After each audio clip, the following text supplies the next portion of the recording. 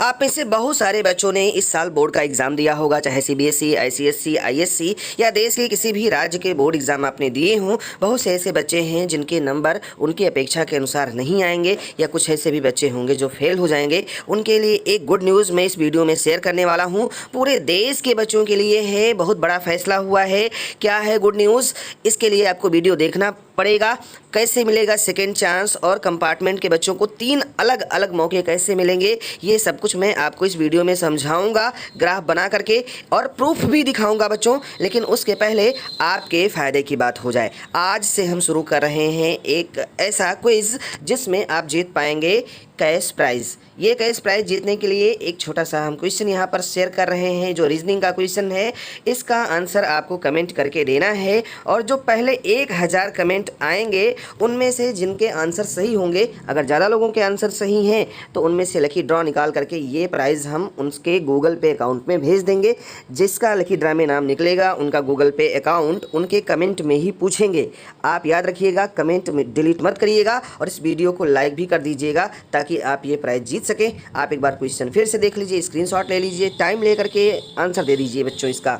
तो आओ बच्चों शुरू करते हैं, और आपको बताते हैं कि अगर बच्चे फेल हो जाते हैं या उनके नंबर कम आते हैं तो शिक्षा मंत्रालय ने सभी राज्य के बोर्डों को ये निर्देश दिया है कि भाई आप अपने यहाँ इम्प्रूवमेंट का एग्ज़ाम करवाएं, और ऐसे बच्चे जो फेल हो गए हैं या जिनके नंबर कम आए हैं एक या 2 विषयों में, उनको मौका दें। बहुत सारे स्टेट बोर्ड्स ने इसको बंद किया हुआ है, वो अपने यहाँ नहीं करवा रहे हैं। उनको भी ये आदेश दिया गया है कि आप करवाइए। हालांकि सीबीएसई पहले से ही ये एग्ज़ाम करवाती रही है, और अब इसे इम्प्रूवमेंट एग्ज़ाम का नाम दिया जाएगा। इसके बारे में आओ हम डिटेल में आपको समझा देते हैं। तो पहली बात तो बच्चों, अगर आप क्लास 10th में हैं या 12th में हैं, रेगुलर हैं, प्राइवेट हैं, कंपार्टमेंट का एग्ज़ाम दे रहे हैं, कोई भी एग्ज़ाम दे रहे हैं, तो हो सकता है कि आपके रिज़ल्ट से आप संतुष्ट ना हो सकता है कि आप बहुत अच्छे अंकों से पास हो जाएं। अगर पास हो जाते हैं तो फिर तो आपको इसकी टेंशन ही नहीं लेनी है।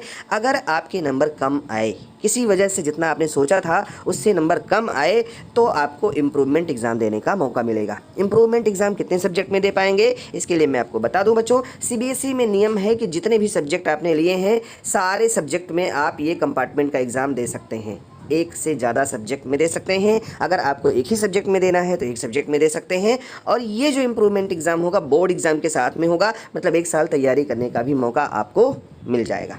अब हो सकता है कि आप एक या एक से अधिक सब्जेक्ट में फेल हो जाए, किसी भी वजह से ऐसा हो सकता है कि आपका पेपर ख़राब हो जाए। आप रेगुलर हों, प्राइवेट हों, इम्प्रूवमेंट वाले हों, कोई भी बच्चे हों, इम्प्रूवमेंट वाले तो फेल हो जाएंगे तो उनके पुराने अंक वैलिड होंगे। तो ऐसे बच्चे जो फेल हो जा रहे हैं एक या एक से ज़्यादा सब्जेक्ट में, उनको कंपार्टमेंट एग्ज़ाम देने का मौका मिल सकता है। क्लास 10th में 2 सब्जेक्ट में देने का मौका मिलता है, और क्लास 12th में सिर्फ एक सब्जेक्ट में कंपार्टमेंट एग्ज़ाम देने का मौका मिलता है। पिछले वीडियोज़ में हमने पूछा था तो बच्चों ने कहा था सर इस पर एक वीडियो बना दीजिए कि हमें कंपार्टमेंट एग्ज़ाम देने का मौका कैसे मिलेगा। तो यहाँ पर बच्चों मैं आपको डिटेल में समझा देता हूँ, और वो भी सीबीएसई के कंपार्टमेंट एग्ज़ाम के बारे में समझा देता हूँ।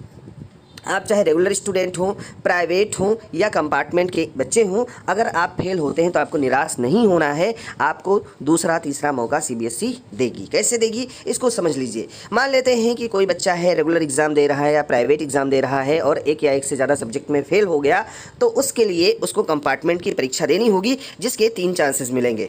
पहला चांस बच्चों मिलेगा जब मेन बोर्ड एग्ज़ाम का रिजल्ट आएगा। जैसे इस साल का रिजल्ट अगस्त में या जुलाई के लास्ट वीक में आने की संभावना है। इसमें जिन बच्चों का रिजल्ट गड़बड़ हो जाएगा, जो फेल हो जाएंगे, और उनको कंपार्टमेंट एग्ज़ाम भरने की ज़रूरत पड़ेगी। कंपार्टमेंट एग्ज़ाम का फॉर्म आएगा जुलाई में, जुलाई के इस रिजल्ट के बाद में आएगा, अगस्त में आएगा, और सितंबर में इसका एग्ज़ाम प्रस्तावित है। सीबीएसई सितंबर में कंपार्टमेंट एग्ज़ाम के नाम से एक एग्ज़ाम करवाएगी, और उसमें आपको पहला चांस मिलेगा। ये फर्स्ट चांस होगा। अगर इसमें आप पास हो गए तो आपको एक नई मार्कशीट मिल जाएगी, और इस तरीके से आप अगले क्लास में प्रमोट हो जाएंगे। 1 साल आपका बच जाएगा। हो सकता है कि कुछ बच्चे इसमें पास ना हों, सारे बच्चे तो पास नहीं होते, पढ़ाई अगर नहीं कर पाए तो पास नहीं होंगे, टाइम भी बहुत कम मिलता है इसमें। तो उन बच्चों को फिर से दूसरा मौका मिलेगा, सेकंड चांस मिलेगा, और वो मिलेगा अगले साल के बोर्ड एग्ज़ाम के साथ। मतलब जो अगले साल बोर्ड एग्ज़ाम होगा 2023 में बोर्ड एग्ज़ाम होगा, उनके साथ में कंपार्टमेंट एग्ज़ाम देने का सेकेंड चांस मिलेगा। इसमें इसका रिजल्ट कब आएगा? मार्च अप्रैल में एग्ज़ाम होगा, तो संभवतः जून में इसका रिजल्ट आ जाएगा, अगर टाइम से हो गया तो। जो बच्चे इस एग्ज़ाम में भी फेल हो जाएंगे उनको थर्ड चांस मिलेगा फिर से। इस एग्ज़ाम में जितने बच्चे फेल होंगे, जो ये वाले बच्चे फेल हो रहे हैं, ये पहले वाले बच्चे, इनको थर्ड चांस मिलेगा। जो बोर्ड एग्ज़ाम वाले बच्चे फेल होंगे उनका फर्स्ट चांस रहेगा। जुलाई 2023 में कंपार्टमेंट की परीक्षा होगी, उसमें इन बच्चों को थर्ड चांस, और जो बच्चे पहली बार इसमें फेल हुए होंगे उनको फर्स्ट चांस मिलेगा। तो इस तरीके से 3 मौके सीबीएसई देती है आपको पास करने के।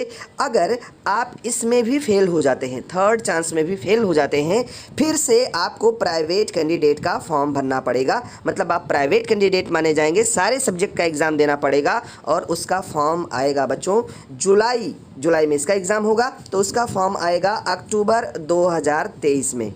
तो इस तरीके से सीबीएसई के प्राइवेट फॉर्म को भर करके सभी सब्जेक्ट का एग्ज़ाम आपको देना पड़ेगा।